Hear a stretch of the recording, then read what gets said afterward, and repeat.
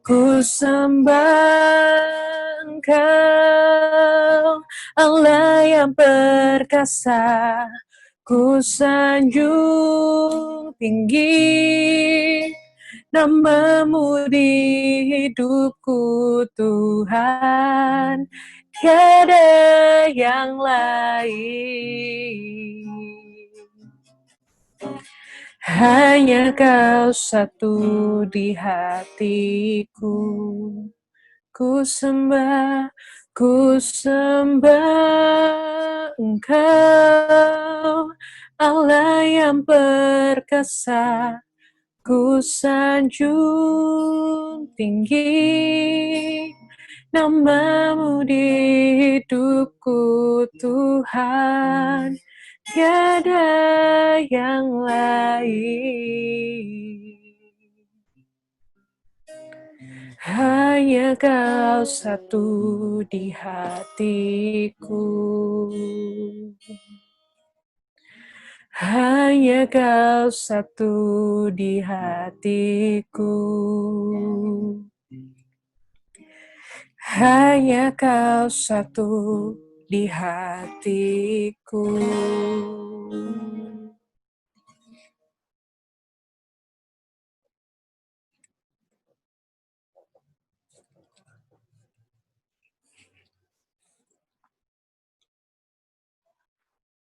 Puji Tuhan.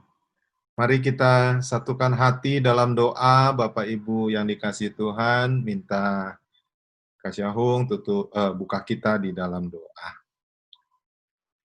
Kami bersyukur Tuhan buat malam hari ini kami boleh ibadah bersama-sama walaupun lewat online Tuhan. Kami percaya Engkau ada di antara kami Tuhan. Kami percaya penyertaan-Mu sempurna bagi setiap kami. Mari Roh Kudus Engkau yang mengurapi hamba-Mu yang akan berbicara. Biar setiap perkataan Roh-Mu yang bekerja. Kami buka hati kami Tuhan. Beri hati yang lapar dan haus terus akan firman-Mu. Dalam nama Yesus, mari yang siap sama-sama katakan amin. Amin. Puji Tuhan. Yang sudah siap dengar firman Tuhan bisa tolong lambaikan tangannya. Saya percaya firman Tuhan bilang dalam persekutuan kita dengan Tuhan tidak pernah ada yang sia-sia. Firman Tuhan adalah pelita bagi kaki kita, terang bagi jalan kita, sehingga kita tidak tersandung pada saat melangkah dalam hidup ini. Baik Bapak Ibu Saudara yang dikasihi Tuhan, hari ini kita akan bicara tentang cara pandang. Mari semua sedapat-dapatnya ikuti saya, cara pandang. Mari 1, 2, 3, cara pandang. Puji Tuhan. Bapak Ibu, saya bawa gelas. Nah ini gelasnya.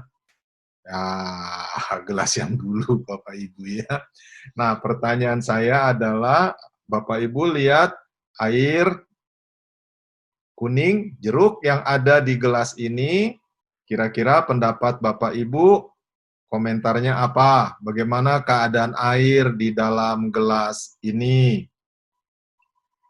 Separuh penuh atau separuh kosong? Setengah penuh atau setengah kosong? Mungkin ada yang berkata dalam hatinya, apa bedanya?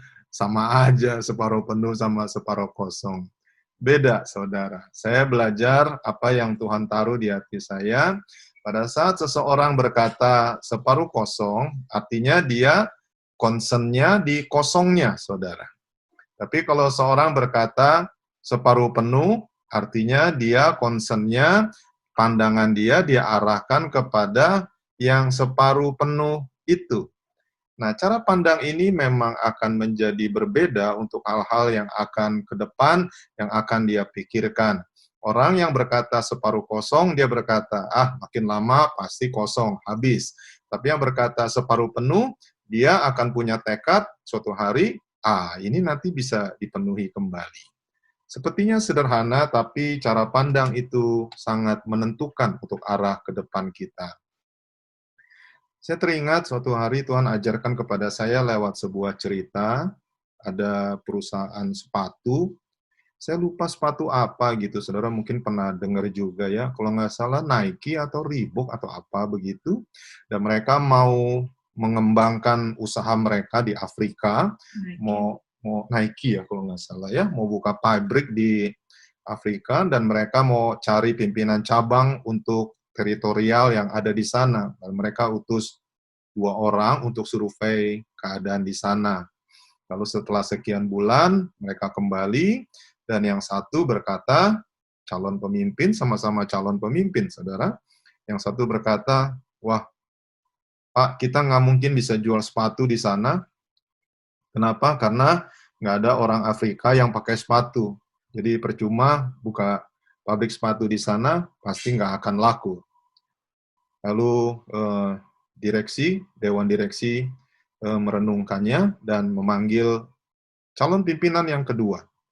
Setelah calon pimpinan yang pertama keluar, lalu calon pimpinan yang kedua, dia masuk dan berkata, wah, luar biasa, Pak. Orang yang kedua ini bilang, orang Afrika itu rata-rata semua nggak pakai sepatu. Ini peluang emas bagi kita untuk buka pabrik sepatu di Afrika. Pasti laku luar biasa. Mereka akan beli sepatu-sepatu merek yang kita produksi. Dan menurut Bapak Ibu, keputusan Dewan Direksi akhirnya apa? Siapa yang dijadikan pimpinan atau kepala teritorial pabrik sepatu yang ada di sana? Jawabannya adalah yang nomor 2, saudara. Masalah yang dihadapi sama, problemnya sama, yang dia lihat sama. Tetapi yang satu punya cara pandang yang berbeda dengan satu yang lain. Cara pandang itu menentukan masa depan. Suatu hari ada raksasa. Kalau saudara dengar kata raksasa, kira-kira yang ada di pemikiran saudara siapa? Goliat, saudara. Goliat dia memang raksasa. Bahkan saudara-saudaranya berjari 6. Jadi jari tangannya 6, lalu jari kakinya 6. Total 24, saudara. Coba masing-masing kasih lihat saya telapak tangannya. Coba yang masih bersama saya, tolong kasih lihat telapak tangannya. Jari saudara ada berapa? 5. Saudaranya Goliat itu jari telapaknya 6, saudara. Jadi total 24. Dan raksasa di Alkitab itu benar-benar raksasa, saudara. Saya tuh baca di Alkitab ya. Alkitab pernah mencatat tentang tempat tidur raksasa, saudara. Tempat tidur raksasa. Artinya tempat tidur yang akan dijadikan ranjang lah istilahnya oleh si raksasa yang ada di Alkitab. Coba kita lihat yuk ukuran dari salah satu ranjang besi yang dipakai untuk tempat tidur raksasa yang kurang lebih seukuran Goliat. Nanti saudara boleh bandingkan dengan ukuran tempat tidur saudara ya. Mari kita baca firman Tuhan dari Ulangan pasal 3 ayat yang ke-11. Ulangan pasal 3 ayat yang ke-11. Saya minta tolong Pak Rahmat, karena suara beliau cukup merdu seperti penyiar radio, untuk baca Ulangan pasal 3 ayat yang ke-11. Silakan Pak Rahmat baca semerdu-merdunya tentang ukuran, ranjang, tempat tidur salah satu raksasa di Alkitab. Ulangan 3 ayat 11. Ulangan 3 ayat 11. Ya. Hanya Raja Basan yang tinggal hidup dari sisa-sisa orang Refaim. Sesungguhnya ranjangnya adalah ranjang dari besi. Bukankah itu masih ada di kota Raba, Bani Amon? 9 hasta panjangnya dan 4 hasta lebarnya, menurut hasta biasa. Wah, terima kasih. Saya berharap suatu hari Bapak jadi penyiar TVRI juga masih bagus, Pak, ya. TVRI masih ada nggak ya? Ya kira-kira gitulah, Pak Rahmat ya. Puji Tuhan. Jadi Bapak Ibu, ukuran panjang dan lebar dari ranjang tempat tidur raja ini, raksasa, ya dia orang Refaim, saudara. Itu panjang ranjangnya, ranjang besinya, 9 hasta. lebarnya itu 4 hasta. Menurut hasta biasa, artinya hasta biasa itu begini, saudara. 1 hasta itu 45 cm, itu hasta biasa. Mari kita hitung secara cepat. Panjang ranjang ini 9 hasta. Artinya ukuran panjang dari tempat tidur raksasa ini adalah 9 kali 45 cm. Kalau saudara hitung cepat dengan kalkulator, maka saudara akan ketemu 4,05 meter. Jadi panjang tempat tidurnya itu 4 meter, saudara. Dan lebarnya itu 1,8 meter. Coba yang berdua atau bersama keluarga, tolong tanya kiri kanan, tempat tidur kita ukuran berapa ya panjangnya? Coba saudara tanya kiri kanan, tempat tidur kita ukuran berapa ya? Ini panjangnya 4 meter, saudara. Saya rasa satu keluarga guling-gulingan di situ muat kali ya. 4 meter panjangnya dan lebarnya itu 1,8 meter. Jadi dengan ukuran ranjang dari raksasa ini, kira-kira kita bisa kebayang berapa tinggi Goliat. Kita mencatat tingginya itu mendekati 3 meter, saudara. Belum postur tubuhnya yang bayangkan dia berotot karena prajurit sejak dari masa mudanya, sehingga keberadaan Goliat itu memang sangat-sangat ditakuti. Apa yang terjadi? Cara pandang pasukan Israel, hari itu mereka memandang dengan takut. Mereka memandang Goliat sebagai big problem, masalah besar. Masalah yang ada di depan mata. Dan Goliat, dia tahu dia ditakuti, dia senang sekali. 40 hari lamanya dia mengolok-olok barisan Israel. Iblis itu, masalah itu, makin ditakuti, makin jumawa dia. Makin senang dia, saudara. Dan dia akan mengolok-olok kita kalau kita takut menghadapinya. Tapi syukur kepada Tuhan, ada seorang yang punya cara pandang yang berbeda. Namanya adalah Daud. Daud punya cara pandang yang berbeda dan terungkap dari perkataan Daud pada saat dia menghadapi Goliat. Dia bilang begini, "Engkau datang dengan pedang, tombak, dan lembing. Aku datang dengan nama Tuhan semesta alam. Allah barisan Israel yang kau tantang itu." Saudara, seperti kita ketahui, Daud dia memenangkan pertempuran. Saya mau ingatkan, hari ini kita bicara tentang cara pandang. Cara pandang Daud menentukan bagaimana dia bisa jadi seorang pemenang atas masalah yang terjadi. Saya tahu ini cerita klasik, tapi Tuhan ingatkan kepada saya cara pandang kita terhadap hidup hari-hari ini. Terhadap masalah yang terus-menerus ada di keluarga, di bangsa kita, di pekerjaan, di usaha. Bahkan termasuk masalah sakit penyakit yang sekarang jadi pandemi di negara kita. Bapak Ibu yang dikasihi oleh Tuhan, ingatlah bahwa kita punya Tuhan yang besar. Semua setuju, tolong lambaikan tangannya di hadapan Tuhan. Tidak peduli masalah ekonomi, sakit penyakit kah, pergumulan hidup kah, apa saja yang kita bisa sebut masalah Goliat dalam kehidupan kita. Cara pandang kita menentukan masa depan kita.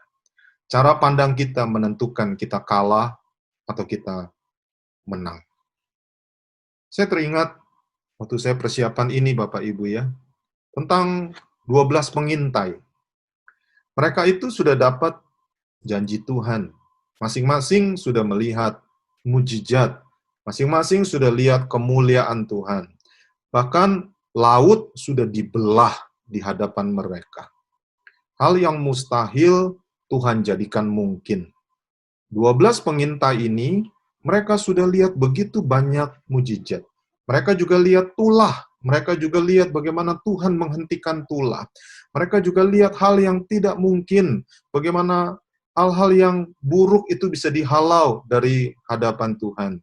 Dan satu langkah lagi mereka meraih janji Tuhan, yaitu masuk tanah perjanjian. Singkat cerita, diutuslah 12 pengintai. Dan apa yang terjadi? Seperti saudara tahu, 12-12-nya balik dan 10 berkata, kami ketemu raksasa. Negeri itu memang baik, tapi kami tidak mungkin bisa menaklukkannya. Kami seperti belalang di hadapan mereka. Lalu apa yang terjadi, saudara? Memang mustahil untuk mengalahkan raksasa.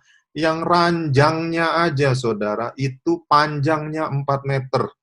Lebarnya 1,8 meter.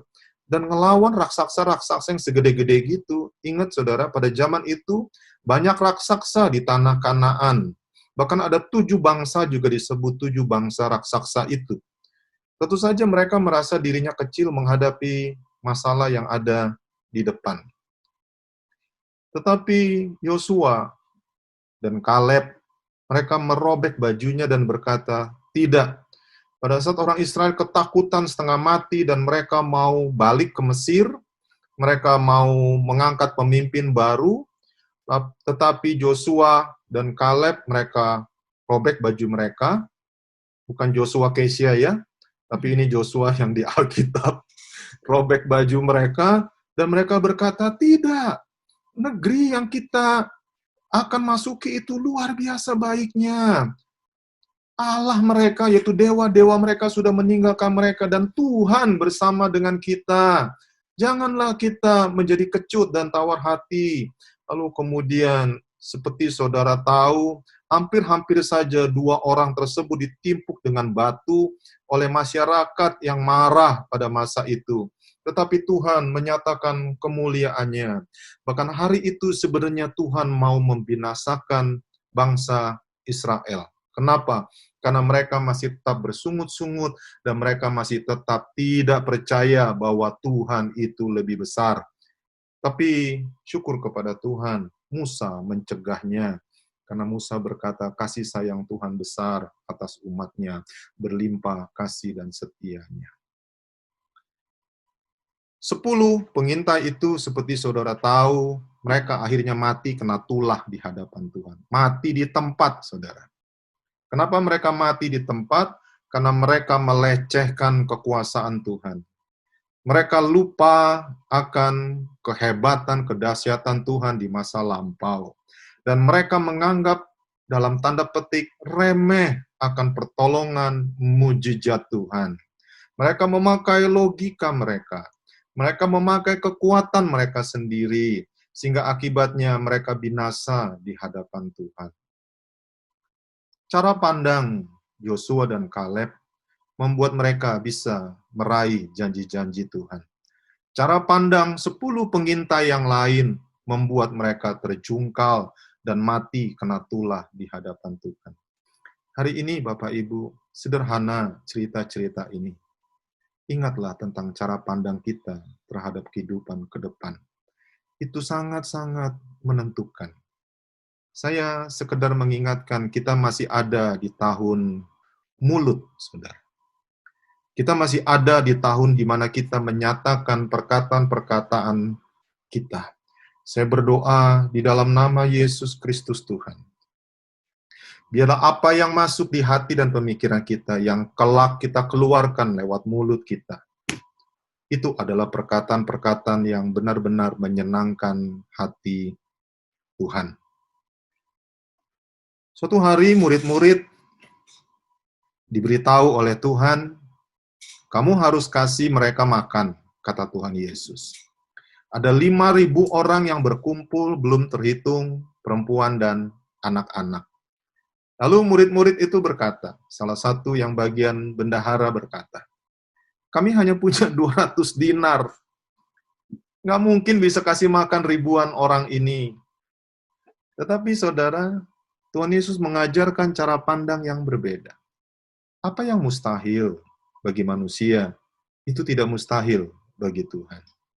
Murid-murid berkata, tidak mungkin mereka semua bisa dikasih makan.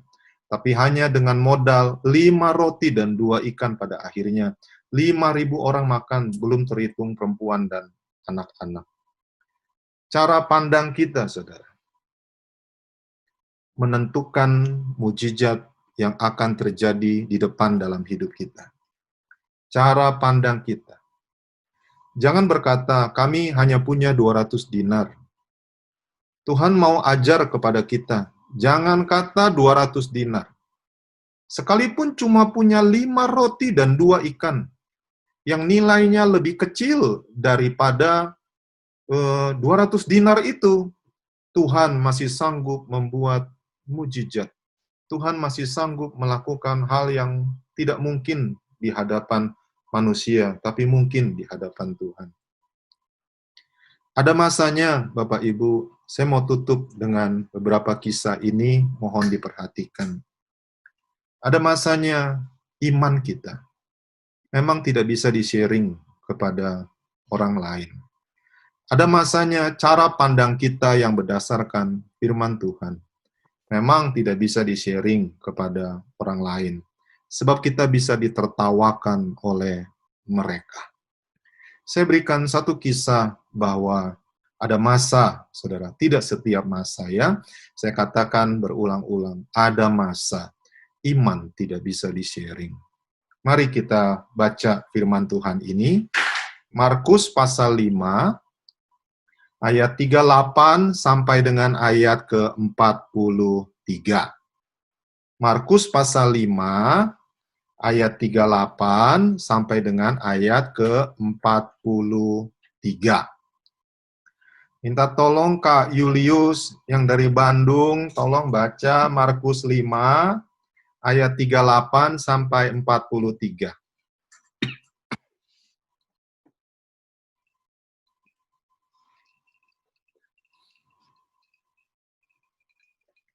Silakan Kak Julius. Markus pasal 5 ayat 38 sampai ayat 43. Bisa di-unmute.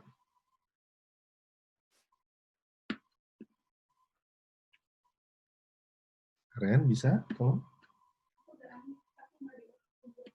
Ya, silakan. Markus pasal 5 Ya. ayat 38.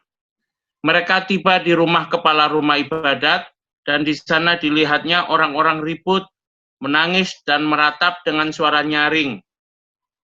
Sesudah ia masuk, ia berkata kepada orang-orang itu, "Mengapa kamu ribut dan menangis? Anak ini tidak mati, tetapi tidur." Tetapi mereka menertawakan dia. Maka diusirnya semua orang itu, lalu dibawanya ayah dan ibu anak itu, dan mereka yang bersama-sama dengan dia, masuk ke kamar anak itu. Lalu dipegangnya tangan anak itu, katanya, "Talita kum," yang berarti, "Hai anak, aku berkata kepadamu, bangunlah." Seketika itu juga anak itu bangkit berdiri dan berjalan, sebab umurnya sudah 12 tahun. Semua orang yang hadir sangat takjub. Dengan sangat ia berpesan kepada mereka, supaya jangan seorang pun mengetahui hal itu, lalu ia menyuruh mereka memberi anak itu makan. Ya, terima kasih Kak Yuna. Bapak Ibu Saudara yang dikasihi Tuhan, hari itu jelas Tuhan Yesus punya cara pandang yang berbeda. Orang-orang yang lain juga punya cara pandang tersendiri. Mereka berkata, anak itu mati. Tapi Tuhan Yesus berkata, anak itu tidur. Mana yang benar, saudara? Tidur atau mati? Nanti saudara baca dan renungkan.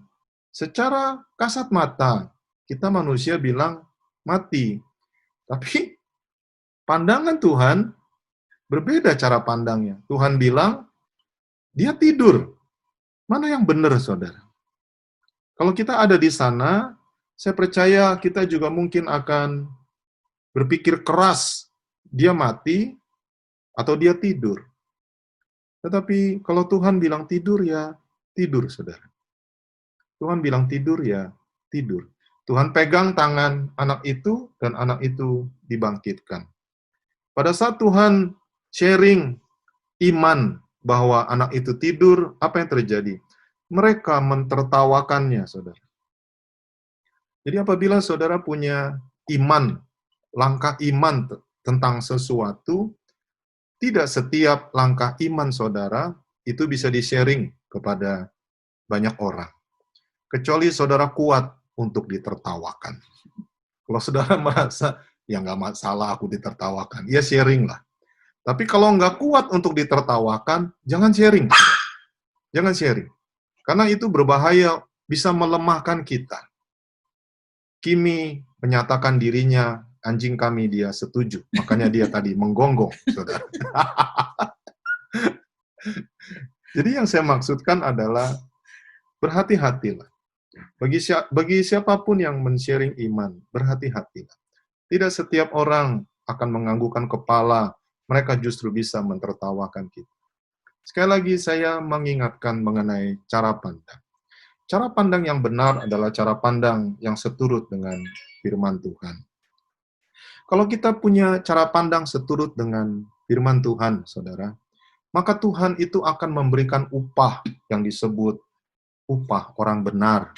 Tuhan perhitungkan sebagai kebenaran. Saya berikan kisah singkat ya. Abraham, dulu namanya Abram. Umurnya hampir 100 tahun dan dia tidak punya anak karena istrinya mandul. Singkat cerita, apa yang terjadi? Abram dibawa oleh Tuhan keluar, lihat bintang-bintang. Saya percaya saudara pasti sudah tahu kisah ini.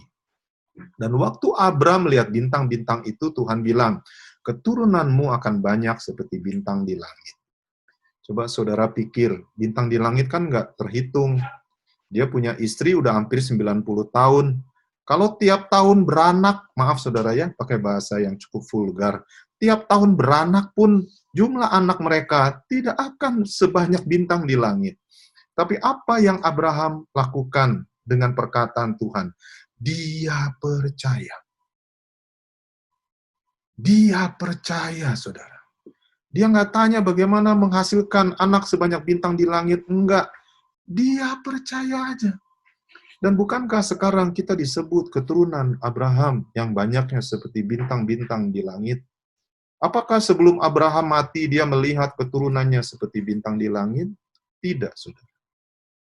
Tapi dia diperhitungkan sebagai kebenaran. Mari saya mau tutup dengan satu ayat sebelum kita berdoa. Kejadian 15 ayat yang ke-6.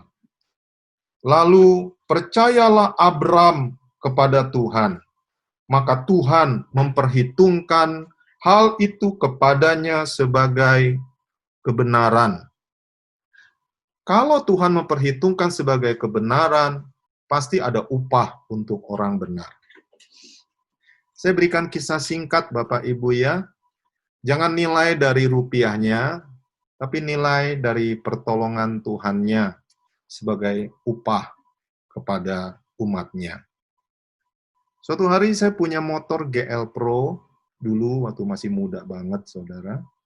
Dan saya pakai motor GL Pro itu untuk antar jemput anak sekolah minggu. Motor GL Pro itu bukan motor bebek, saudara ya, jadi ada tangki di depannya. Dan satu motor bisa muat 5 anak. Kecil-kecil. 2 di tangki, 3 di belakang. Sama saya jadi 6. Ada seorang teman punya GL Pro yang lebih baru dari saya, tipenya lebih bagus. Dia sangat berhati-hati dengan motornya dan dia jaga motornya. Boro-boro tangkinya dipakai buat duduk. Waduh, dia rawat bersih banget, saudara. Dan dia tahu motor saya dipakai buat jemput anak-anak dan bisa duduk di tangki. Waduh, itu motor, istilahnya kalau itu motor bisa ngejerit, dia bisa ngejerit, saudara. Dia pasti menjerit. Tapi apa yang terjadi? Suatu hari saya mau ganti kendaraan, dan saya jual motor GL Pro-nya. Motor saya laku dengan harga yang amat sangat mahal sekali, di atas harga pasar pada masa itu. Sementara kelak motor teman saya itu yang dia rawat begitu rupa, tidak bisa dijual dengan harga semahal itu, saudara. Yang saya maksudkan adalah, tergantung cara pandang kita. Tergantung cara pandang kita. Itu akan menentukan upah kita di masa depan kelak. Hari ini, percayalah. Tuhan yang dulu buat mujizat, Tuhan masih bisa buat mujizat hari ini dan masa depan. Mari kita rubah cara pandang kita kalau ada cara pandang yang salah. Kita harus tetap percaya bahwa Tuhan masih sanggup buat mujizat. Tuhan masih bisa kita andalkan. Tuhan hidup.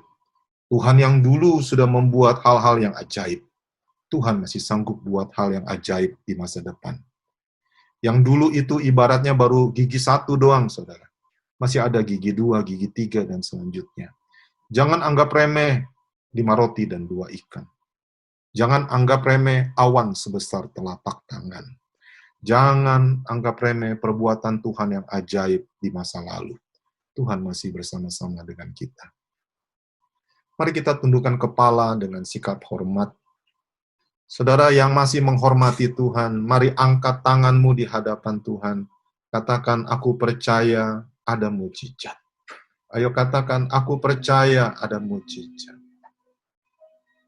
Mari kita nyanyikan refnya. Katakan, aku percaya ada mujizat. Aku percaya ada mujizat. Tuhan dengar, saudara. Aku percaya Tuhanku dahsyat.